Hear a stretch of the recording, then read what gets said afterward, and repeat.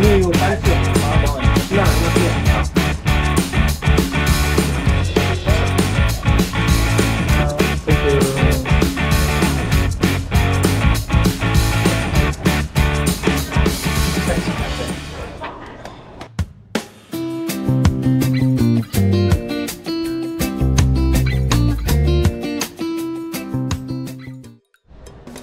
这次的太想到处吃，真的算是特别篇了。以往开箱饭店的早晚餐自助吧，是很少再做一集影片，但是这次不特别介绍，就真的太可惜了。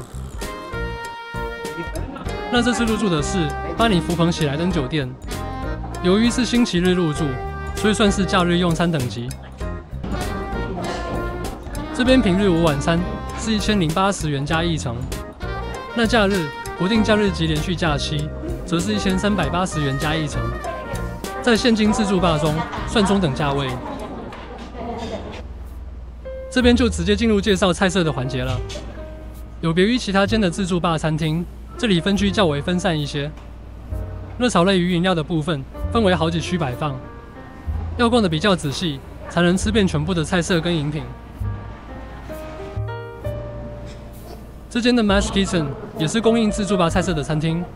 有稍微查了一下，并不是全台喜来登都是同一家餐厅，所以到了其他喜来登酒店，或许又是另一种风格。我个人是非常喜欢这间的摆盘跟菜色，还有餐厅气氛。只能说是这间餐厅没有开在高雄，甚至是中南部。对我来讲，真的是很可惜啊。老实说，这间的菜色算不上非常丰富，但相较而言，许多菜色做得比较精致化。尤其是在摆盘方面，要时时刻刻维持整齐美观也不容易。一般自助吧最令人诟病的也是如此。有如蝗虫扫尽后的餐盘，要怎么增加食欲呢？尤其算是假日用餐，所以相对菜色较为丰盛一点。我个人是不太清楚，平常日用餐是否也有提供松叶蟹脚。这边请有来平常日用餐过的观众来指点一下，也请各位观众见谅。假日晚餐的生鱼片提供4种鱼类以及生食级干贝，加上刚刚的松叶蟹脚，我个人是觉得食材有到标准值了。那像后面基本海鲜的部分就不多加介绍了。不过相对而言，饮料区的部分分得太开，冷热饮跟手工现冲饮品都在不同区块，想要喝杯饮料还需要东奔西跑就是了。冰品的部分，除了常见的双麒麟以及冰淇淋以外，比较特别就是这个新鲜水果手做冰棒。再来就是到甜点面包区的部分，种类虽然不多，不过该有的也都有了，但没有特别突出的品项就是了。那刚刚讲的分散四处的冷饮区，这边就有一个，真的是走到哪里喝到哪里就对了。起司火腿区的部分虽然是小了点，但也是把基本盘做出来了，算中规中矩吧。水果种类相当的多，但放在冰箱里就真的是有点难拿取了。说真的，我觉得这间的热炒师傅摆盘真的不错，让摆盘不只是摆盘，还会增加很多陪衬食材，让整个菜盘呈现出一种色香味俱全的美感。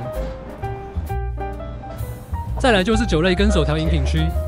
这间的特色是冬瓜茶啤酒跟氮气饮品的部分，我个人对氮气是品尝不出差异感啦。如果有品尝过的观众，也欢迎留言分享您的口感。那另一边的冰箱，则是满满的罐装啤酒，口味也不算少，喜欢啤酒的观众可以参考看看。最后就是素食区的部分，这边做的很有特色，是旁塑料理的模式。第一眼看到的时候，还以为生鱼片怎么那么一点。原来是塑料理，很可惜没有品尝看看是什么食材做的，没办法跟观众分享，真的是非常抱歉。一份。那菜色的介绍也要告一段落了，接下来会以现做料理的部分来介绍。那首先登场的是九珍冰库馅生蚝，这边一次是2份，没有限制取餐数量，等确定要食用时才会剥开壳，保持食材的鲜度。这部分我觉得还不错，能保持生蚝的热度。有些是事先剥壳，放入佐料，但冷掉后口感也稍差了一点。这边佐料的部分是自己来调整，我觉得还可以。能藉由这样的方式体验更多的口味。虽然生蚝吃到饱在各家自助吧餐厅也很常见，但大部分都是以烹煮调味后的口味为主。也不是说不好，但有时候如果想要搭配一点清爽口感，就比较没办法了。像这道生蚝料理，我前后拿了很多份，有单纯沾柠檬汁的，也有只沾酱油或芥末的，能体验出很多不同的口感搭配，相当的不错。如果各位观众有更特别的调味，也欢迎在留言区分享。吃完生蚝，那接下来就是来碗牛肉汤漱漱口。想不到这边居然是提供牛肉面，而不是牛肉汤。那当然也要点个一碗来尝尝。一般常吃的都是日本和牛，想不到这边是澳洲和牛。我后来还特地去查了一下澳洲这个和牛的由来。在以前90年代时，这个和牛几乎是日本独有的品种，更在1997年被列为活国宝，并禁止基因出口。澳洲赶在这之前获得了和牛的血脉相承。在1990年，由于没有进出口协议，经由美国辗转获得了怀有和牛基因的母牛一只。1993年，5只全血统和牛抵达美国，首次繁衍的20个胚胎被送达澳洲。接着用长达30年的努力发展，逐渐演变成现今的澳洲风味，成为今日世界第2大的规模。一般而言，澳洲品种因为饲养天数跟饲料的不同，霜降部分较为不明显，显得相对精瘦，红肉部分较多，吃起来比日本品种更能享受嚼劲和肉汁。当天吃起来也真的是有这种口感，相当的不错。但因为限定跟牛肉面搭配，太容易有饱足感，又不想只吃肉，面就不吃，这样实在太浪费，所以就只单纯品尝了一碗而已。如果对这个口味有兴趣的观众，务必点个一碗来吃吃看。再来换点单纯的口味了，这间的生鱼片算中规中矩吧，不过有加上干贝，算是多加了一点分数。我觉得自助吧生鱼片要好吃，不外乎2个条件。第一个，分量大小要适中；第二个，就是退冰的温度要控制得好。首先还蛮常容易遇到的，虽然鱼身大小不一，但有时候切得太小，变成稍微一沾酱油就过头。虽然我也是会沾好沾满啦。那再来不能忍受的就是温度，有时候不知道是厨师的疏失，还是刻意用成的口感。还没退好冰就拿出来切，鱼片吃起来居然有碎冰感，这个就真的是完全踩到我的线。又或者这是什么独特的口味吗？有了解的观众也欢迎到底下留言区分享，要不然吃到这种的真的是会一肚子火。接下来就是现在自助吧的基本奢侈感，不知道从什么时候开始，只要多了这道松叶蟹脚，自助吧整个菜色就会被拉高一个层次。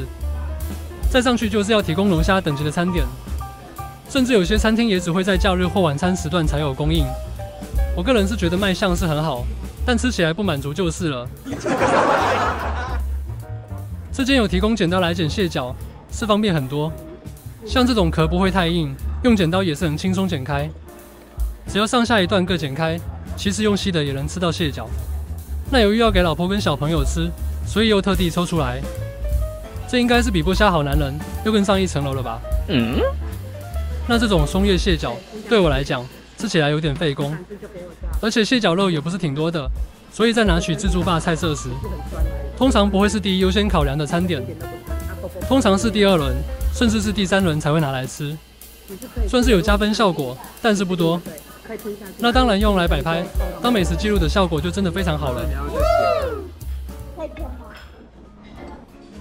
这边的热炒我是觉得都还蛮不错，就像前面提到的，先不管好不好吃，那3点的摆法附食材的颜色搭配，让人看起来就非常有食欲。所谓的色香味的色，应该就是要这样子才对。虽然拿到自己的盘子里后，美感就不见了没错。虽然菜色都会有所变动，但我非常建议多取一点来吃。如果是平日晚餐时段，更是有长达3.5个小时的用餐时间。这个时间足够每一样菜色都好好的来品尝看看，也是这次会特别在独立剪辑这集影片的原因。虽然每个人的口味都不尽相同，但当天的各项服务、餐点、环境都在我的好球袋里。至于晚餐价格都包含在住宿费了，虽然1博20的价格有点高，但早晚餐自助吧是这种等级，真的让我很满意就是了。最后就到了餐点，就以这块窑烤牛肉来结尾吧。别的不说，只看前面配菜的五颜六色，真的看起来就舒服，胃口也开了起来。肉的切面看起来还不错，就简单沾个酱就好。基本上现做餐点的部分就介绍这几样，那接着聊聊这次的用餐感受吧。虽然这样讲有点夸张，但我真的希望以这间的水准，在高雄甚至是在南部能开一间也好。